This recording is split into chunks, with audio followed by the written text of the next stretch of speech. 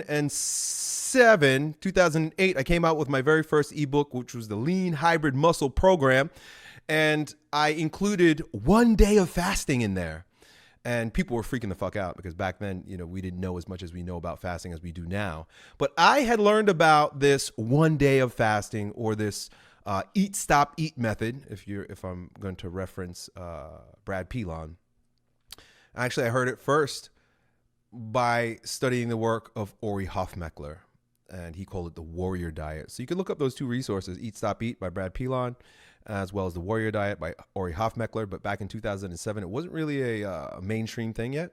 But I included it in the program because I knew that it was going to get people incredible results, body transformation results. And a few years later, when my YouTube videos started to become very popular, I implemented fasting once again for myself, 2 days a week, and that was when I was really lean back in like 2013, 2014, and because I knew just how powerful fasting was, so I was using it not for religious or spiritual or metaphysical gains at the time. I was doing it for straight up vanity, for looking good, because I knew I was going to be taking my shirt off on these videos.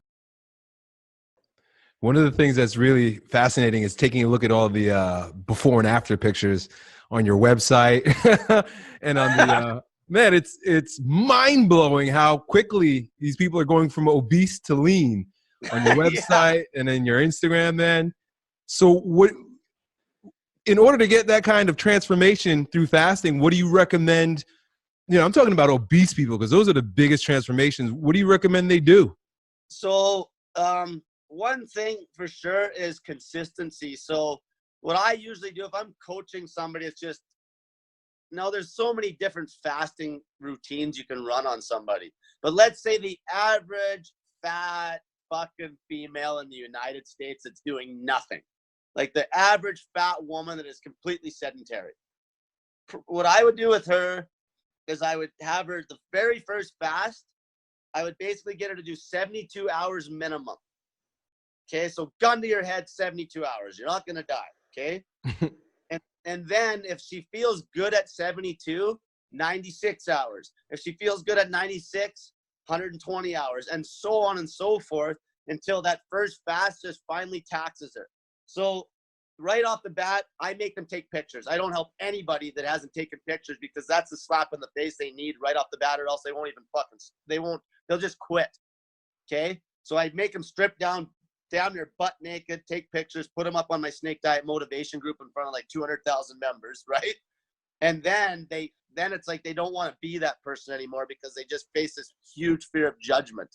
Okay, just this massive embarrassment. Like, I've destroyed my fucking body my whole life. Like, I need to change. This is disgusting. And you know what I mean? Yeah. And so then the next step, once they take the pictures, the next step is just breaking their fear of fasting.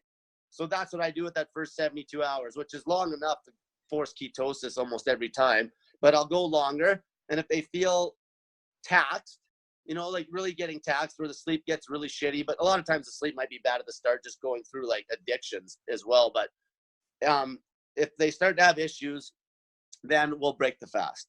And then at that point, I'll get them to do some sort of a routine that's consistent to like actually get in check, because a lot of times what happens is people fucking yo-yo. Like, I've had women fast 12 days, 20 days, and then they just come off the fast and fuck it all up. So that's why I love people that actually could do one meal a day strict for, like, say, a prolonged period of time, because those people are very easy to coach. Because if they've been doing one meal a day strict meaning actually watching calorie count and not overeating, I can take that person and bust them through a longer fast. And once they beat that fear of fasting, it's very easy for them to stick to like a 72-hour regimen. And then you're just melting fat like fucking crazy. And then usually I'll get them to, if they're really fat and sedentary, I'll just have them eat like 500 calorie refeeds on 72 hours. And if they're fat, obviously I will cut carbs, right? Like I don't promote a ketogenic diet like long term, but I will use like carnivore and keto macros and shit like this as therapeutical diets short term. But I won't ever promote like long-term a ketogenic diet, which is essentially, like 25% protein and basically fat. Like it's unnecessary. So I'll cut them on some sort of a protocol sometimes like that, where it's super low carb, 500 cal refeeds,